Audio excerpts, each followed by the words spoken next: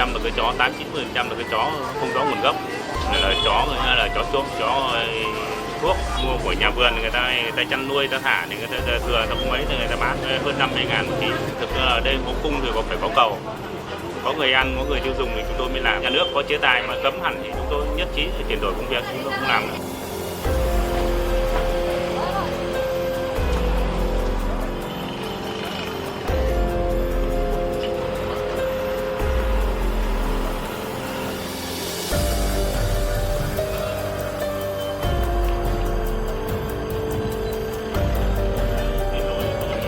Còn có 5 điểm buôn bán, khi thì chỉ để treo bảng với lại để củ riềng mắm tôm thôi, còn chó người ta giấu trong, ai cần thì người ta đưa ra, hoặc là có cái điện thoại người ta chạy đi giao. Số lượng mỗi sạp hàng bán một ngày hơn chục con, cho nên là cái lợi nhuận nó cũng rất là cao.